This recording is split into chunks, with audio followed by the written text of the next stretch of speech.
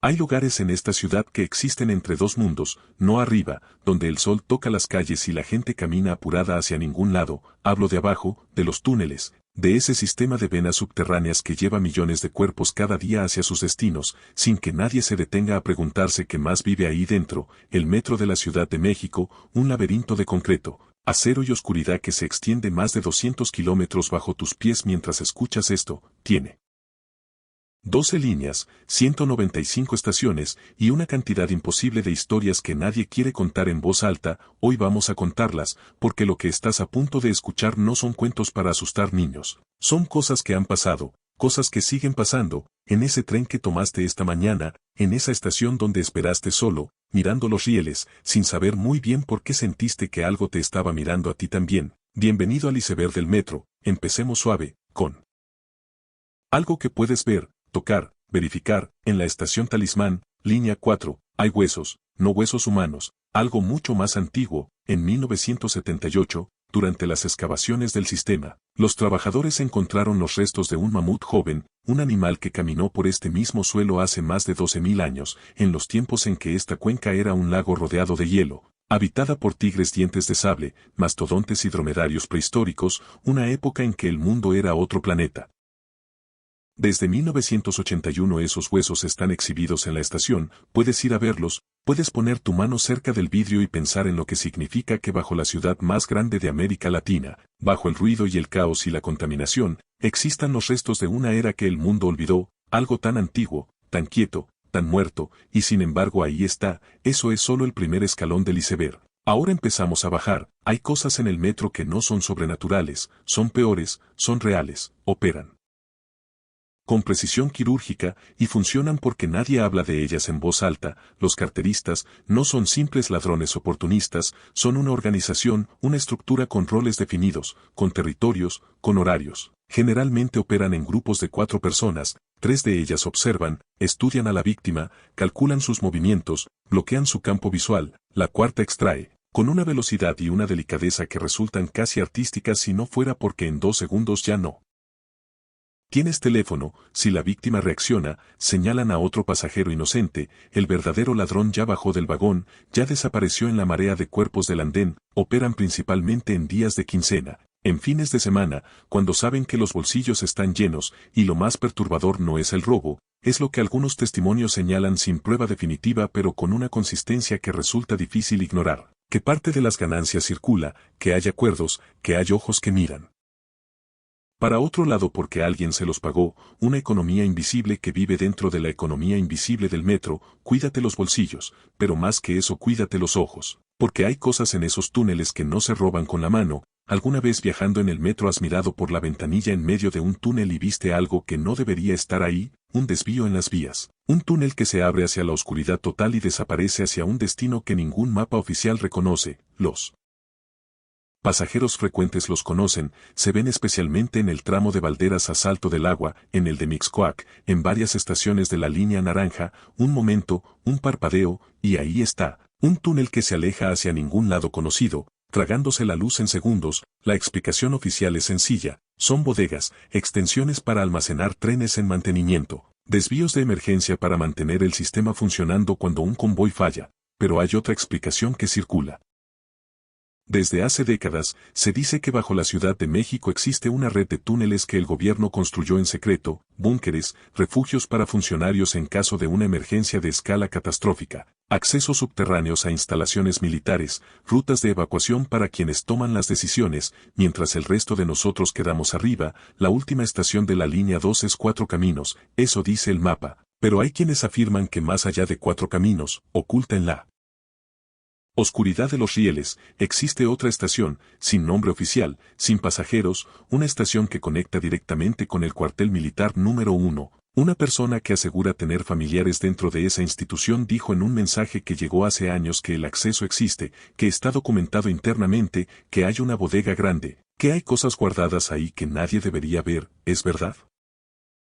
No lo sabemos, y eso, precisamente eso, es lo que hace que sea imposible olvidarlo. Septiembre de 2020, el mundo estaba encerrado, enfermo de miedo, y alguien capturó en video algo en la estación Constitución de 1917 que se volvió viral en cuestión de horas, una araña, inmensa, quieta en el techo, indiferente a todo. Comparada con la lámpara de la estación en el encuadre del video parecía tener el tamaño de una tarántula Goliat, casi 30 centímetros de extensión, el arácnido más grande del reino animal, una criatura de pesadilla colgando sobre los rieles donde miles de personas pasan cada día. La explicación llegó pronto, era el ángulo, la perspectiva del celular distorsionaba el tamaño real. La araña era grande sí, pero no tanto, dicen, pero piénsalo, el metro de la Ciudad de México tiene décadas de historia, sus túneles están húmedos, oscuros, perfectamente aislados del mundo exterior, condiciones ideales para que ciertas criaturas crezcan sin ser perturbadas, sin ser casadas. ¿Cuántas cosas viven en esos túneles que nunca veremos? ¿Cuántas cosas nos ven a nosotros? Hay una historia que circuló durante años como leyenda urbana hasta que varios medios la trataron como real, y cuando la verdad salió a la luz fue aún más inquietante que la ficción. La niña del metro Tacubaya, Rosarito Sánchez. Así se llamaba según la historia, una niña que viajaba con su madre en hora pico en la estación Tacubaya, en el remolino de cuerpos y ruido y prisa la niña perdió a su madre, y en lugar de pedir ayuda bajó a las vías. Se internó en los túneles y se quedó ahí, días.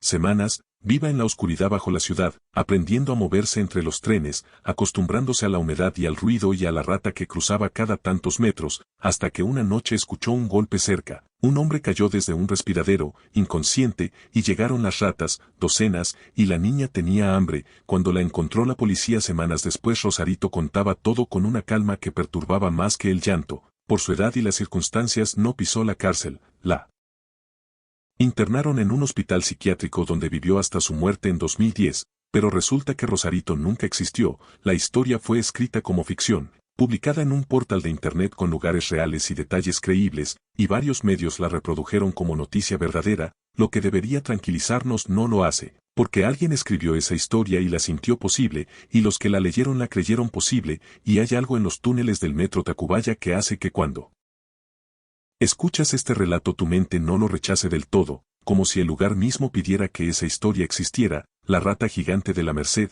esta no es una leyenda reciente, tiene más de 40 años, y empezó como suelen empezar las cosas verdaderamente terroríficas, con rumores entre vecinos, locatarios del mercado más grande e icónico de la capital, vendedores que llegaban al amanecer y encontraban las cajas de fruta devastadas, mascotas que desaparecían y aparecían días después con heridas de mordida que ningún perro del barrio podía explicar, y luego los testimonios directos. Alguien la vio, una rata, del tamaño de un perro mediano, moviéndose con una calma que resultaba obscena en un animal de esa especie. El pánico fue real, la gente dejó de ir a la Merced, el rumor se extendió, la rata usaba las vías del metro, la veían cruzar los rieles de la estación homónima en las horas muertas de la noche. El gobierno de la ciudad intervino, la Secretaría de Salud lanzó una campaña de fumigación masiva, cayeron miles de roedores, pero no esa, nunca esa. Se dice que finalmente la capturaron, que la exhibieron en el zoológico de San Juan de Aragón, que después fue trasladada a la Facultad de Veterinaria de la UNAM,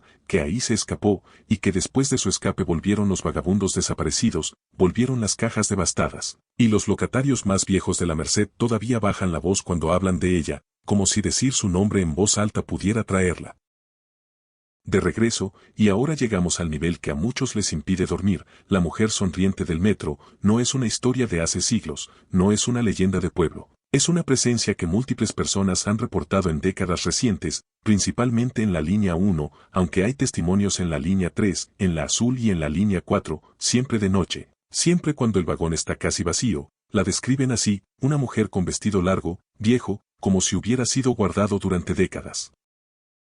Pelo enmarañado, quieta, y una sonrisa, no una sonrisa de persona, una sonrisa demasiado grande, imposiblemente grande, como si la geometría de su cara obedeciera a reglas distintas a las del resto de los seres humanos. Los ojos, dicen, son lo que más perturba, no parpadean con la frecuencia correcta, o quizás no parpadean en absoluto. Quienes la han visto describen lo mismo, un momento de contacto visual, y después algo que no saben cómo llamar, una especie de parálisis. No pueden levantarse, no pueden voltear, no pueden romper el contacto con esa sonrisa que los observa desde el otro extremo del vagón mientras el tren avanza en la oscuridad del túnel. Nadie sabe quién es, nadie sabe si está viva, nadie ha podido acercarse a verificarlo. Se la ha reportado desde los años 80, 4 décadas de avistamientos, siempre igual, siempre esa sonrisa. Si alguna vez viajas solo en el metro después de la medianoche, no mires hacia el fondo del vagón, o mira, pero ya sabes lo que podrías encontrar, y llegamos al fondo del iceberg, al nivel que la lógica rechaza pero que los testimonios hacen imposible ignorar,